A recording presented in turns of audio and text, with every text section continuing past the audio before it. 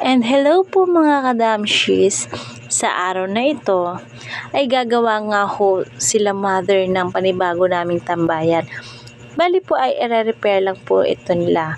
Kasi po medyo nasira na din at magtatag-ulan na rin naman. Baka matuluyan pa itong masira. Kaya naman sila mother ay tulong-tulong nilang ginagawa ito. At hindi ko alam kung sa pagkakalam ko ay papaliitin na nga lang po nila ito't gagawing upuan kasi nga naman ito talaga ay papag.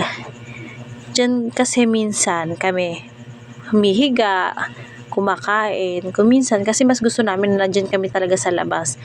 Pag sa loob kasi medyo boring, tapos mainit, tapos pag kayo-kayo lang. Ako kasi minsan ako lang mag-isa dyan sa bahay natitira. Tsaka yung aking baby girl na isa. Wala kasi dyan yung aking panganay.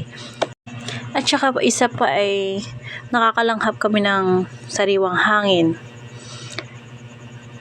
Maya-maya nga lang ay malapit na nga nilang mayari iyang ginagawa nila mother. Kasi marami naman silang gumagawa dyan. Nandiyan yung aking mga bayaw, ang aking stepfather, tsaka yung aking tiyuhin pa, yung aming mga kapitbahay. At habang kami naman dito ay busy rin. Pati yung mga junaki sa busy rin. At ang mga ito ay makamukhang naging mga hurado. Tingnan mo nga naman.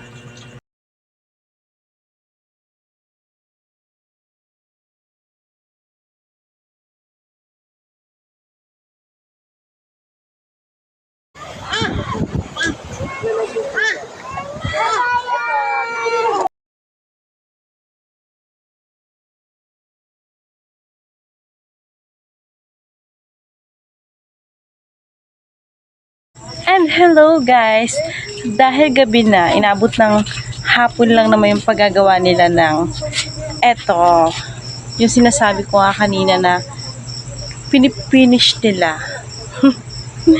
At dahil tapos na, ayan, pati lutuan kasi nasira na talaga yung ano namin eh. Lutuan at saka ito, gumawa na rin ng tambayan. At saka po pala yung aking sister, tinan nyo naman oh. Nagutom yung lola nyo. Sardinas lang to guys. Ulam ng may. Papakita. Kaon na mo. Kaon na mo. Tama ba? Tama yun. At ito ang panghimagas natin. Ano naman yan? Cheese. Cheese? Nagbibigay ba ng energy yan? Parang gano'n no? May laban na natin pala dito. Ay. Hello tatang.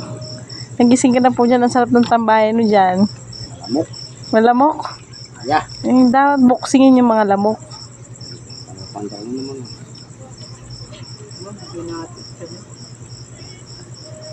Ang sarap ng kain, mother.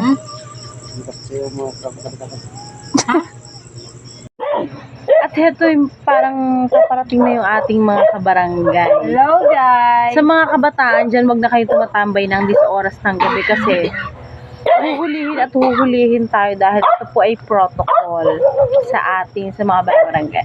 Ito po yung ating mga kabarangay. Nako, ay paparating na nga, ayan. Wag naman sana kaming hulihin. Hello po, mga kabarangay namin. Yan po yung mga magigiting namin, mga mapag-iikot. Napicture na tayo. Na ata kami. Dali mo ng andok! Kain po kayo. Sabi ko ba kain na yung huliin mo? Naubos na po yung kanin. Oh. Simutin mo na ate, kunti na lang. Na may poldero na kakainin mo dyan. Hindi, huwag yung kanin na. Gagalit kayo nag-uuro sa inyo, nagtira pa eh.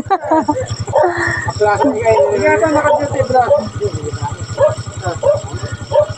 Marami na siyang pera. Yan sila ka. Yan sa akin. Sige po. Actually guys, eto lang naman kasi yung tinatambayan namin. At saka yung bahay namin ay eto lang din naman sa tapat. Kasi nga naman 'di ba tayo mga Bisaya. Mga masisipag kagaya nitong sister ko na yon. Napakasipag, 10 oras na ng gabi naglalaba pa rin. Hindi na ho yan matutulog kasi pag mamaya matutulog yan, mamaya rin gising na rin naman po agad yan eh.